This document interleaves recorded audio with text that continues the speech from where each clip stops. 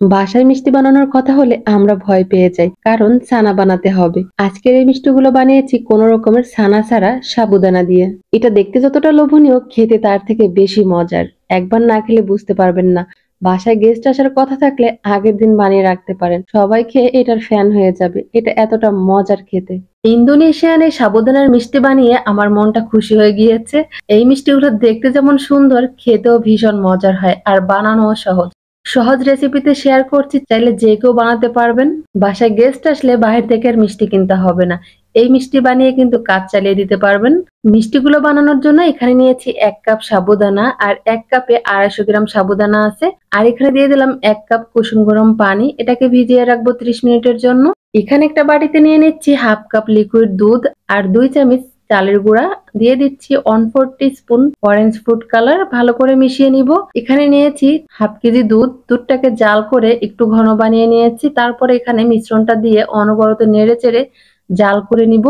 স্বাদ বাড়ানোর জন্য এখানে দিয়ে দিচ্ছি 1 চিমটি পরিমাণ লবণ আর 1 টেবিল চামচ চিনি। মিষ্টিটা যার যার পছন্দ মতো দিতে পারেন। এখানে দিয়ে দিচ্ছি 1/2 কাপ মালাই।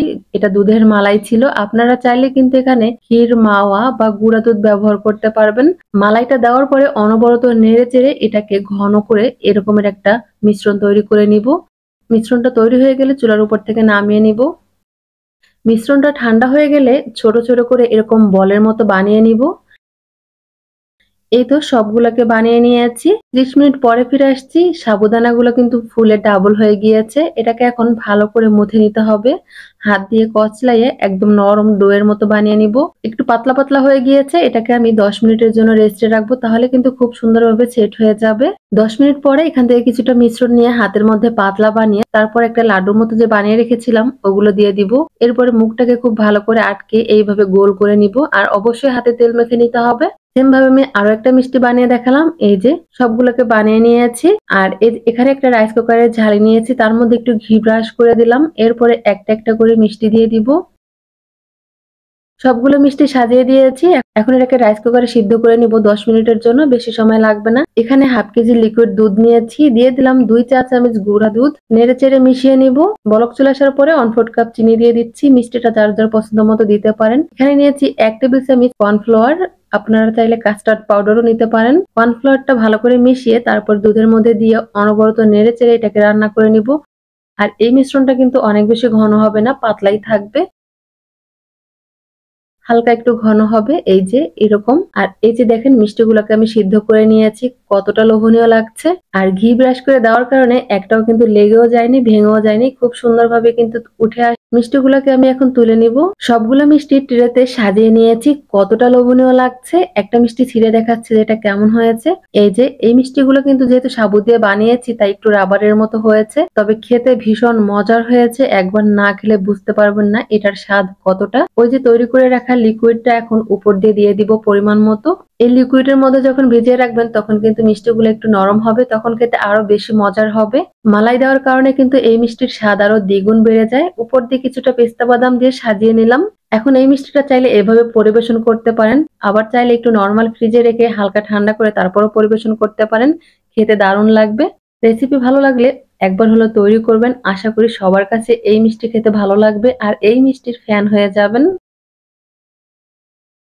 20 টাকা খরচ করে বানিয়ে নিলাম 500 টাকার রসমালাই। এগুলো বানানো খুবই সহজ, 10 মিনিট সময় হলে বানিয়ে নিতে পারবেন। আর এটা খেতে ভীষণ মজার হয়। এই গরমের মধ্যে যদি একটু নরমাল ফ্রিজে হালকা ঠান্ডা করে নেন তাহলে কিন্তু খেতে দারুণ লাগবে। ডেজার্ট হিসেবেও পরিবেশন করতে পারবেন। এখানে 1/2 কাপের মতো সাবুদানা নিয়েছি আর এটাকে এখন একটা ঝালির মধ্যে নিয়ে বলের মধ্যে পানি নিয়েছি, তারপর এটাকে ভিজিয়ে দিব। কিছুক্ষণ ভিজিয়ে রেখেছিলাম। একটু সাবুটা যখন দেখবো নরম হয়ে গিয়েছে তখন এটা পানি থেকে তুলে নিব। তুলে নেওয়ার পরে একটা প্লেটে নিয়ে হাত দিয়ে কিছুক্ষণ ভালো করে মুথে নিব, একটু নরম করে ডো বানিয়ে নিব। এরপরে হাতের মধ্যে নিয়ে ছোট ছোট করে বল বানিয়ে নিব। কেউ চাইলে বড় করে বানাতে পারেন, আবার চাইলে আরো ছোট করে বানাতে পারেন। আমি মিডিয়াম সাইজ বানিয়ে নিচ্ছি। এই যে এইভাবে একটা একটা করে সবগুলোকে বানিয়ে নিব। সবগুলোকে বানিয়ে নিয়েছি। এখানে নিয়েছি 2 কাপ লিকুইড দুধ আর দিয়ে দিচ্ছি 1/4 কাপ চিনি, 1 টেবিল চামচ গুঁড়া দুধ। সবকিছু নেড়েচেড়ে মিশিয়ে জাল করে নিব। বলক চলে আসার পরে নেড়েচেড়ে এটাকে আর জাল করে নিব না, দিয়ে দিব সাবুদানার মিষ্টিগুলো। সাবুদানার মিষ্টিগুলো দিয়ে আলতো হাতে একটু নেড়েচেড়ে দিব। এই সময় তো একটু নরম থাকবে, তাই সাবধানে নাড়তে হবে।